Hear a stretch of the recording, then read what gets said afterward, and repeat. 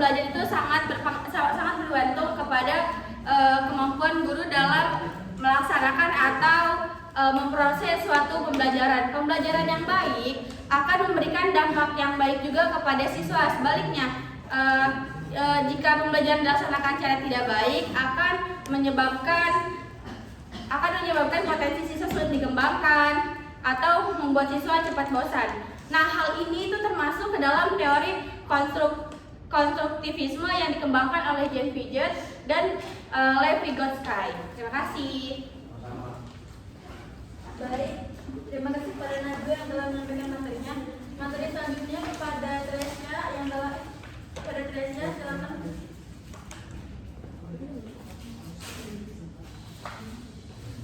Baiklah teman-teman, izin melanjutkan. Di sini kita bisa lihat ya ada dua teori awal, itu teori klasik atau tradisional, yang kedua ada teori modern. Aku sedikit meluruskan karena teori klasik sama teori modern ini adalah dasar-dasar dari teori pembelajaran yang nanti akan dijelaskan oleh Panisa. Jadi dia bukan termasuk teori tapi dasar-dasar terbentuknya teori begitu ya. Yang pertama itu ada teori klasik, pembelajaran klasik atau konsep lama sangat menekankan pentingnya penguasaan bahan pelajaran yang dicetuskan oleh Ivan Pavlov. Nah, jadi di teori klasik ini itu tuh tentang kebiasaan dan perilaku emosional manusia yang terbentuk melalui pengalaman yang berulang. Jadi di teori klasik ini kita tuh mempelajari dua stimulus. Ada yang tahu arti stimulus apa? Nah, stimulus itu artinya pemicu yang menghasilkan respon. Contohnya begini. Ada makanan. Kalau ada makanan lagi siang-siang nih ya, ada makanan lewat. Yang kita rasa itu apa? Nah, pengen makan kan? Nah, si makanan ini menjadi stimulus atau pemicu adanya rasa lapar begitu. Sama contohnya misalkan ada anak yang bisa menjawab matematika terus dikasih hadiah sama guru. Nah, hadiah dari guru ini menjadi stimulus anak untuk menjawab pertanyaan-pertanyaan atau soal-soal ke depannya begitu. Jadi paham? Jadi seseorang itu melakukan sesuatu karena ada pemicunya gitu ya di teori klasik ini. Itu yang pertamanya. Yang kedua, teori modern. Sebelumnya paham? Teori klasik. Ya. Jadi teori klasik itu ada dua stimulus ya. Ada stimulus sama ada respon gitu. Nah, terus di teori modern ini bisa dibaca salah satu hasil dari pesatnya perkembangan teknologi dan informasi yang mengubah konsep dan cara berpikir belajar manusia. Nah, kalau untuk teori modern ini itu termasuk ke pembelajaran atau dasar-dasar dari pembelajaran aktif. Nah, di mana individu ini membangun kayak pemecahan masalah, membangun karakter pemecahan masalah, lalu ada memori, pemahaman, ingatan. Nah, itu ada di teori modern. Nah, jadi hubungan dari klasik sama modern ini begini. Kalau klasik itu dasar dari adanya pengetahuan. Nah, kalau modern ini kita mengembangkan. Contohnya begini. Kayak tadi. Misalkan ada di teori klasik ini ya. Kalau teori klasik ini lebih si mahasiswa atau si pelajar peserta didik itu menerima apa adanya. Jadi dia nggak mengembangkan. Dasarnya dia cuma menerima doang. Jadi gurunya yang lebih aktif dalam menjelaskan, gurunya yang memberi pengalaman. Kalau teori modern ini dari pengalaman-pengalaman yang dia ambil, dia mengembangkannya. Contohnya, misalkan di sini ada yang tahu ini namanya apa? Oke, namanya kertas. Ya, kalau aku angkat kertas, kalau saya angkat kertas, kalian angkat tangan. Paham?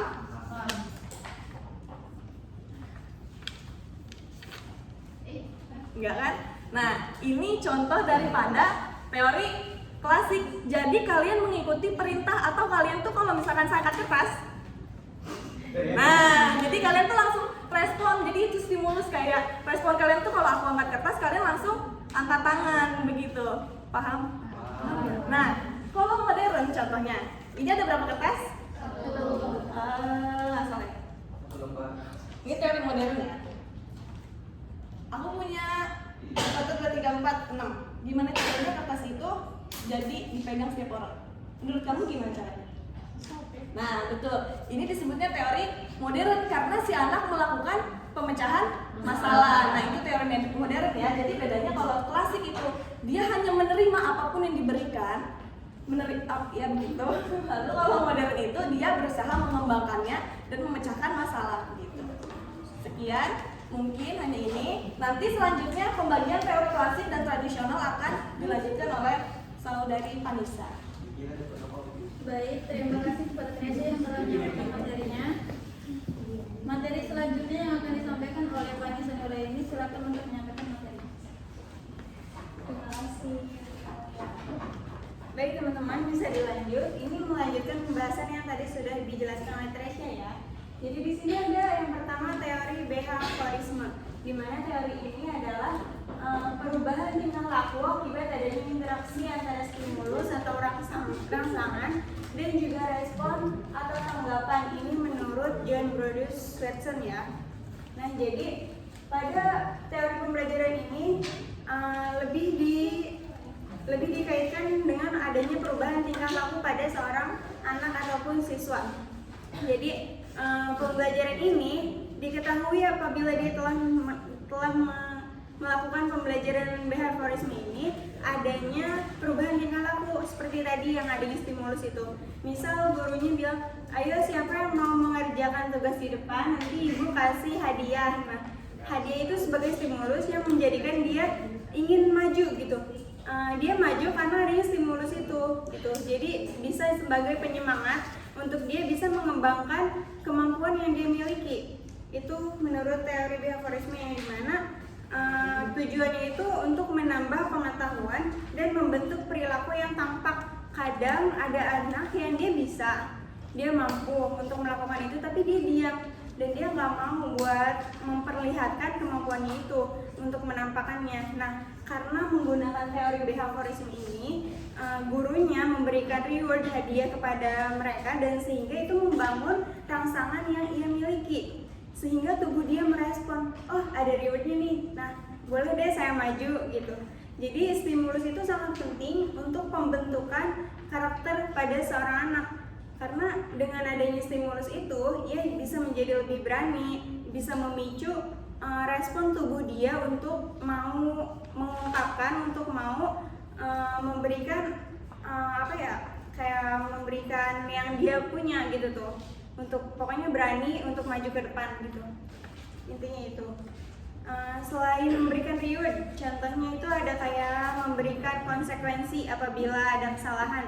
Misal kalau telat dari 15 menit kita nggak boleh masuk nih ke kelas. Nah, itu artinya si anak ini punya tekad untuk tidak telat karena adanya stimulus bahwa setelah 15 menit itu akan tidak bisa masuk kelas. Nah, maka dari situ dia berpikir, oh berarti saya nggak boleh telat supaya saya bisa masuk ke kelas. Nah, seperti itu. Selain itu juga bisa menggunakan teknik menggunakan poin teman-teman. Jadi misal ya, saya kasih contoh, setiap siswa itu punya 100 poin. Nah, kalau dia telat itu dia dikurangi poinnya 2. Kalau dia bolos dia dikurangi poinnya 5. Kalau dia merokok di area sekolah poinnya dikurangi 20. Nah, itu juga bisa menjadikan seseorang takut. Kayak, lah saya nggak mau nih poin saya habis, maka dari itu saya harus mentaati peraturan itu, gitu teman-teman. Nah, yang kedua itu ada teori sebelumnya paham nggak mengenai behaviorisme? Paham ya? Nggak jauh beda dari tadi teori klasik dan modern. Selanjutnya itu ada teori kognitif, yang dimana teori kognitif ini lebih mementingkan proses belajar daripada hasil belajarnya. Ini menurut Jane Piaget. Nah, artinya teman-teman, ini tuh nggak berarti kalau hasil itu tidak penting ya. Cuma bedanya tuh kita lebih memperlihatkan, lebih mengutamakan proses belajarnya daripada hasilnya. Karena untuk belajar itu tidak melulu mengenai catatan, tidak melulu mengenai tulisan, tapi lebih ke bagaimana seseorang itu memiliki pemahaman yang tinggi. Ada ya seorang anak yang dia cuma ngedengerin, dia nggak nulis, dia cuma ngeliat dan mendengar menggunakan panca indera yang dia miliki, tapi dia paham.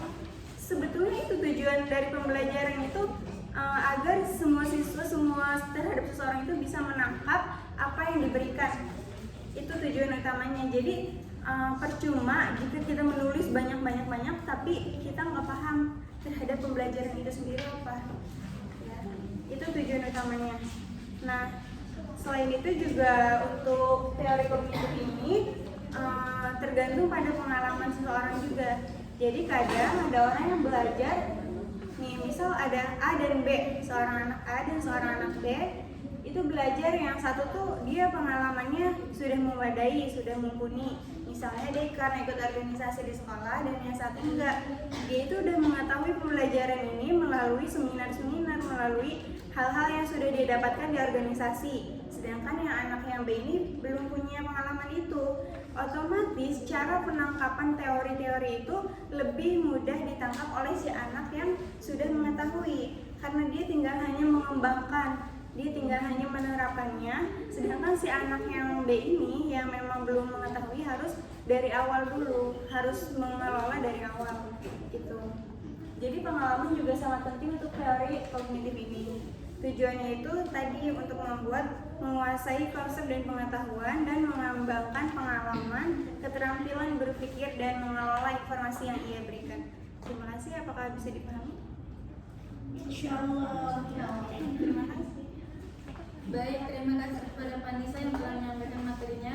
Materi selanjutnya akan disampaikan oleh Siti Masriya. Silakan untuk menyatakan materinya. Baik, terima kasih pada dokter. Di sini saya akan menyampaikan faktor-faktor yang berperan dalam pembelajaran. Yang pertama, saya jelaskan dulu faktor internal, yaitu faktor yang berasal dari dalam diri individu yang dapat mempengaruhi terhadap hasil belajar individu. Dan faktor internal itu meliputi faktor fisiologis dan psikologis. Yang pertama itu ada faktor fisiologis. Terus faktor fisiologis itu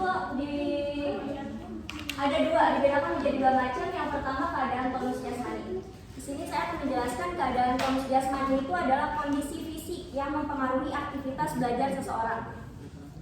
Terus keadaan tonus jasmani yang baik dapat menunjang aktivitas belajar. Seperti halnya kita ngelaprak nih dari pagi sampai pagi.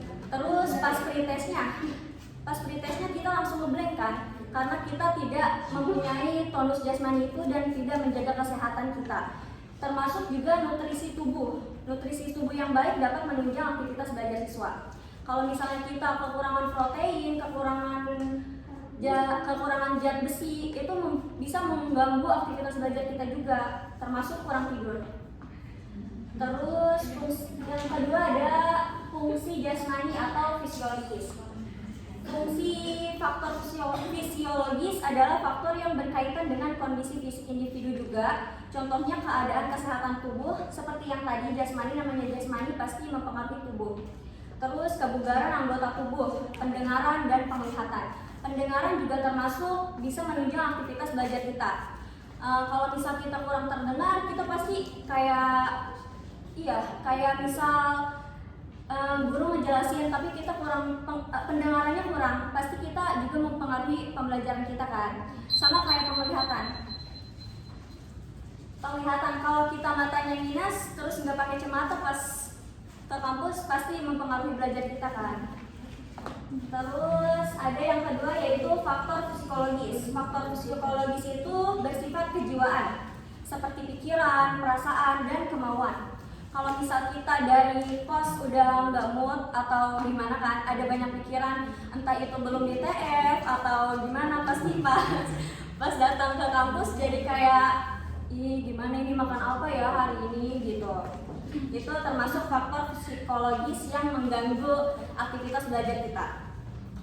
Terus saya akan menjelaskan faktor internal itu kan faktor yang dari dalam diri sendiri. Itu ada kesehatan, seperti yang tadi, tubuh yang sehat membantu siswa melakukan berbagai aktivitas dengan mudah dan optimal. Terus kondisi kesehatan yang tidak baik dapat mengganggu proses belajar. Contohnya kayak tadi ngelaprak sampai pagi. Terus yang kedua ada kecerdasan. Tingkat kecerdasan atau inteligensi seseorang dapat diukur dari tes IQ. Tapi kalian pernah tahu nggak Ronaldo, pemain sepak bola? Tahu nggak dia lulusan apa? Lulusan SD. Iya. Jadi kecerdasan itu bukan hanya dari kita pintar bahasa Inggris, pintar matematika, bisa hitung, bisa bahasa Inggris. Kan banyak ya, dari kalian pasti pernah dengar itu mah pintar bahasa Inggrisnya, pasti dia pintar semuanya gitu. Tapi padahal enggak semua orang itu cerdas. kita juga cerdas, tapi kita harus belajar dan bisa kayak terus aja ngelakuin, terus bisa mulai. Kita harus mulai dulu biar kita tahu potensi kita tuh ada di mana. Jadi sekarang Ronaldo, siapa sih yang nggak kenal Ronaldo? Ya kan, pemain sepak bola. Pemain sepak bola kan, dia itu sukses sekarang. Jadi kecerdasan itu nggak melulu soal pintar bahasa Inggris sama pintar matematika. Banyak kok yang dari kita matematikanya kurang tapi fisikanya bagus. Fisika tentang teori maksudnya. Terus yang ketiga itu minat dan bakat. Minat itu kan ketertarikan terhadap suatu bidang atau aktivitas yang bisa muncul sejak kecil atau dewasa. Kalian udah nemuin belum minat dan bakat kalian? Belum. Tahu nggak caranya kayak gimana? Kalau misal kalian suka gambar nih, suka gambar anime, saya suka gambar anime, tapi kalian itu cuman kayak sekadar gambar doang, nggak dilanjutin, kayak nggak melulu dilanjutin ngegambarnya gitu, kan itu nggak diasah namanya. Tapi kayak gitu juga termasuk minat ya. Contohnya minat terhadap olahraga. Kalian misal suka bulu tangkis, tapi misal setahun tuh nggak latihan, nggak nyoba lagi, pasti langsung fly gitu. Terus yang kedua itu kan tadi minat, terus bakat. Bakat itu kan potensi bawaan yang dimiliki seseorang yang bisa diketahui sejak lahir meskipun terkadang tidak disadari. Kayak misal kalian hobi banget nyanyi kan, hobi banget nyanyi, tapi kita tuh takut mau ngebuka suara kita ke publik tuh takut. Itu sama aja nggak ngembangin bakat kita. Jadi mulai sekarang harus bisa ngembangin bakat ya, jangan dipendam terus, jangan takut malu, takut gagal, takut nggak didengar gitu. Jangan ya guys. Terus yang keempat itu sikap. Sikap itu kemampuan individu dalam bersikap asertif. Tahu nggak asertif itu apa? Berani mengatakan tidak kepada orang lain. Itu merupakan suatu faktor internal. Kayak misal contoh, kita diajak sama teman kita nih, tapi dia nggak sefrekuensi sama kita. Terus kita tuh nggak enakan gitu orangnya. Jadi ayo, tapi pas udah pulang dari situ pasti ngerasa energi terkuras habis kan? Iya, ngerasa terkuras habis karena kita tuh nggak sefrekuensi sama dia. Kita tuh cuma ngikutin apa yang dari diri kita tuh nggak enak nih kita sama dia gitu, udah ikut aja gitu. Itu termasuk sikap yang tidak bersikap asertif. Jadi mulai sekarang sikap itu artinya kemampuan individu dalam bersikap asertif, yaitu berani mengatakan tidak. Jangan nggak enakan aja gitu maksudnya. Terus kayak kalian pernah nggak sih punya temannya tuh nggak selalu kayak pengen diikutin aja gitu, pengen udah lu harus ikut sama gue, lu harus ikut sama gue gitu. Terus kalian responnya gimana? Nggak mau apa pengen ya udah ikut aja gitu, ikut aja ya itu. Contoh orang yang nggak bersikap asertif. Jadi mulai sekarang jangan jadi orang nggak enakan ya, harus bisa bilang kata tidak. Terus yang kedua pemilihan prioritas. Pemilihan prioritas dari kegiatan atau tugas-tugas yang ada merupakan salah satu faktor internal. Kayak misal kita ada tugas laprak nih hari Sabtu, tapi kalkulus hari Jumat, terus Kamisnya fisika. Kita harus bisa, itu namanya pemilihan prioritas. Dimana deadline yang paling dekat gitu. Dalam seminggu itu yang paling dekat tuh apa gitu. Jadi kita sekarang harus bisa memanajemen waktu kita sendiri. Mungkin cukup jelas. Terima kasih. Baik, terima kasih kepada Siti Mas Ria yang telah menyampaikan materinya. Materi selanjutnya yang akan disampaikan oleh Manesya, silakan menyampaikan materi. Yang tadi faktor internal kan sudah disampaikan oleh Siti Mas Ria. Sekarang saya akan menyampaikan tentang faktor eksternal. Faktor eksternal adalah faktor yang berasal dari luar diri pelajar. Beberapa faktor eksternal yang mempengaruhi proses pembelajaran adalah antara lain ada faktor keluarga dan faktor sekolah. Yang faktor keluarga adalah salah satu faktor terpenting yang sangat berpengaruh pada prestasi belajar. Mulai dari cara orang tua dalam mendidik, relasi antar keluarga, suasana rumah serta keadaan ekonomi keluarga. Peran orang tua dalam kesuksesan proses dan hasil belajar tidak dapat dielakkan. Siswa yang tumbuh dalam keluarga dengan kesadaran belajar yang tinggi memiliki pembelajarannya. Hasil belajar siswa tersebut juga cenderung lebih baik daripada hasil belajar siswa dari keluarga yang kurang mendukung pentingnya proses belajar. Yang kedua ada faktor sekolah. Faktor sekolah adalah tempat yang sangat penting dalam berlangsungnya kegiatan pembelajaran. Guru yang terlibat langsung dalam proses pembelajaran mengajar di sekolah merupakan salah satu faktor eksternal yang mempengaruhi hasil belajar siswa. Budaya yang tumbuh dan berkembang di sekolah juga merupakan salah satu faktor yang mempengaruhi pembelajaran. Bukan hanya kedisiplinan dan relasi antar individu, tetapi yang lebih penting lagi adalah nilai-nilai berharga dan yang diyakini dan diimplementasikan di lingkungan sekolah. Nilai budaya juga merupakan hal yang mempengaruhi kematangan dari hasil belajar siswa. Mungkin itu saja yang bisa saya sampaikan. Baik, terima kasih kepada Malaysia yang telah menyampaikan materinya. Untuk acara selanjutnya yaitu sesi tanya jawab dengan peraturan tanya jawab kali ini. Teman-teman diharap tenang saat diskusi berlangsung. Sebelum bertanya, penanya diharuskan menyebutkan nama dan kelompok. Pertanyaan dibuka untuk tiga penanya. Baik, selanjutnya dipersilakan kepada teman-teman yang ingin bertanya. Hitung dulu ya. Iya. 1, 2, 3. 2 doang. Satu lagi. Eka. Anggun. Baik. Boleh dari Rani dulu. Sebelumnya perkenalkan, nama saya Radina Amelia dari kelompok 3. Izin bertanya tentang teori-teori pembelajaran yang telah dipaparkan. Menurut kalian, teori-teori pembelajaran mana yang paling sesuai di zaman ini untuk diterapkan di zaman ini? Baik, terima kasih Rani. Untuk selanjutnya, untuk penanya kedua, Ulan.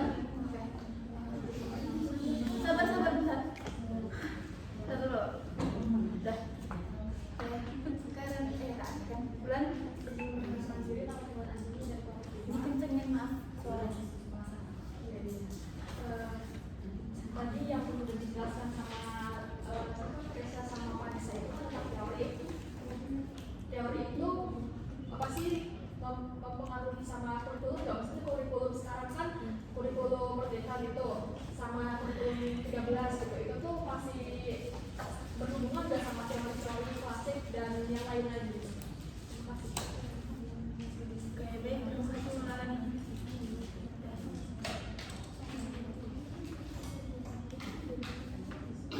Lanjut, yang terakhir Anggun. Baik, sebelumnya izin memperkenalkan diri. Nama saya Anggun Sri Rahayu dari kelompok 1. Langsung aja ke pertanyaannya itu, bagaimana teknologi modern dapat mendukung atau mengubah penerapan teori-teori pembelajaran tradisional? Bisa diulang. Bagaimana teknologi modern dapat mendukung atau mengubah penerapan teori-teori pembelajaran tradisional?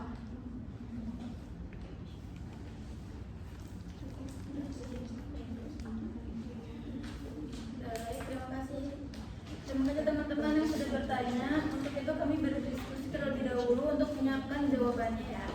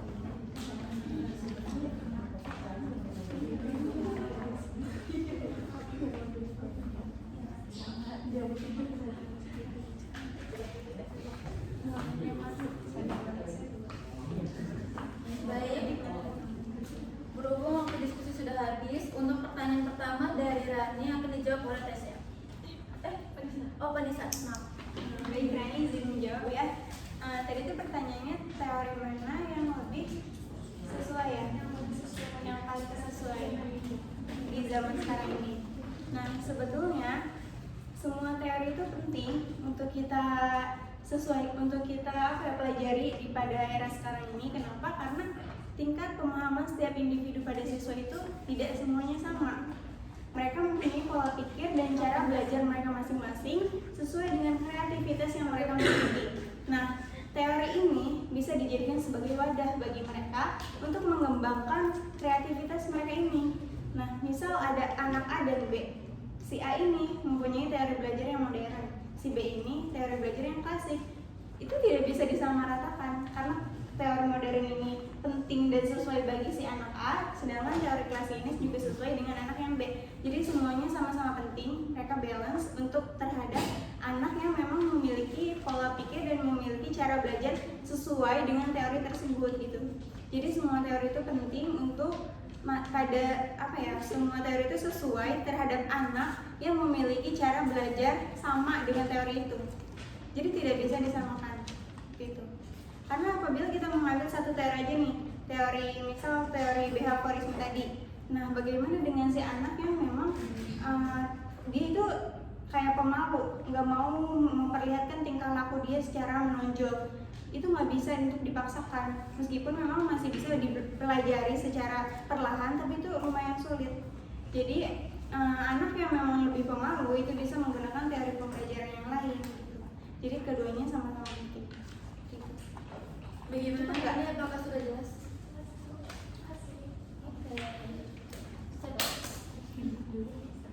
Baik, selanjutnya untuk pertanyaan kedua dari Ulan, ini akan dijawab oleh Tresya. Sebelumnya izin menjawab Bulan. Kan di sini pertanyaan hubungan teori dengan kurikulum ya.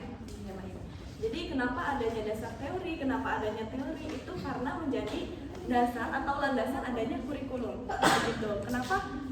Misalkan ya nggak ada teori, bagaimana kita mau mengembangkan kurikulum merdeka? Karena kurikulum merdeka juga kan sebelumnya ada kurikulum 2013, 2015 ya, terus ada merdeka karena ini dikembangkan sama kayak tadi, teori klasik dikembangkan menjadi teori modern, lalu behaviorisme dikembangkan menjadi kognitif gitu. Jadi sangat berhubungan karena teori-teori ini menjadi dasar adanya kurikulum gitu. Cukup? Nah, untuk selanjutnya pertanyaan sebenarnya Anggun dulu udah cukup.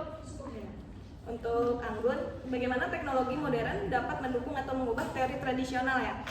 Jadi di sini teori modern, jadi teori tradisional itu sebenarnya nggak bisa dirubah atau nggak bisa dihilangkan, tapi bisa dikembangkan. Karena teori tradisional atau teori klasik ini menjadi dasar utama. Contohnya karena teori klasik ini biasa didapatkan dari kita perkembangan atau pertumbuhan anak. Contohnya yang pertama itu, misalkan masih kecil nih ya, karena misalkan ngelihat orang tuanya buang sampah di tong sampah, biasanya anak ngikutin kan. Nah ini bisa menjadi teori tradisional karena si anak mengikuti si ibu. Jadi teori tradisional ini nggak bisa dihilangkan tapi bisa dikembangkan. Betul, berarti bisa dirubah ya, dikembangkan begitu. Jadi yang biasanya cuma mengikuti arahan, yang biasanya cuma meniru, dia bisa melakukan hal apapun yang dia inginkan gitu. Contohnya kayak misalkan mamanya bilang, besok setiap pagi harus sarapan ya, tapi kan di sini sarapan anaknya terserah, sarapannya boleh milih, boleh pakai nasi, boleh pakai bubur gitu. Cukup? Ini ya, kan tadi kan pertanyaan itu lebih ke apa teknologi ya? Teknologi ya? Iya, jadi lebih ke cara-caranya itu gimana gitu. Kayak apa sih teknologi modern itu di teori pembelajaran tradisional itu gimana caranya itu? Oh, cara buat teknologi ini Iya, jadi buat mengganti, memanfaatkan gitu. Iya, caranya itu gimana? Karena di sini kan teknologi modern itu contohnya kayak AI mungkin ya, terus kayak komputer atau device-device yang ada sekarang, ini kan termasuknya ke teknologi modern ya. Nah, teknologi modern ini bertugas untuk mengembangkan teori klasik ini. Contoh kan dia udah kenal nih, kayak dikenalin sama orang tuanya nih ya. Ini komputer ya deh, gunanya buat ini. Nah, si anak ini di teori modernnya ini untuk mengembangkannya, jadi terserah dia, misalkan dia mau belajar Microsoft Word dengan les, dia mau belajar bahasa Inggris dari device itu, nonton YouTube. Nah, jadi si teknologi ini berperan di teori modernnya begitu. Jadi mereka di samping gitu loh, setelah daripada teori klasik, setelah pengenalan dikembangkan gitu. Jadi prosesnya begitu. Serius sudah? Terima kasih. Baik. Mau nambahin ya, buat tadi kan udah kita ketahui ya kalau teori klasik itu teori yang kayak mengikuti. Jadi si guru itu Iya, si guru itu memberikan materi dan si anak ini yang menangkap. Nah, dengan adanya teknologi sekarang itu nggak hanya langsung dari guru, bisa dia melihat dari YouTube, tutorial-tutorial, dan si anak ini akan mengikuti. Nah, itu adalah bentuk kombinasi dari teknologi modern dan dengan cara pembelajaran klasik ini. Baik, dari diskusi tadi dapat disimpulkan bahwa teori pembelajaran adalah peta yang membantu kita menjelajahi berbagai cara mengira, mengolah, serta menerapkan pengetahuan, mencakup berbagai konsep mengenai tata cara pengajaran, perancangan metode pembelajaran, serta faktor-faktor yang mempengaruhi, seperti lingkungan kondisi psikologis dan perbedaan tingkat kecerdasan siswa, seperti arsitek yang memilih bahan dan desain sesuai kondisi bangunan yang didirikan. Setiap teori pembelajaran memuat pandangan yang berbeda untuk membangun fondasi pemahaman yang kuat dan kokoh. Dan pada akhirnya tidak ada teori yang paling benar, tapi perpaduan berbagai teori inilah yang membuat pendekatan pendidikan jadi lebih kaya dan menciptakan pembelajaran yang lebih aktif, kreatif, dan asik. Harapannya diskusi teori pembelajaran ini dapat benefit ilmu yang baik ke depannya dan teman-teman dapat mempelajarinya.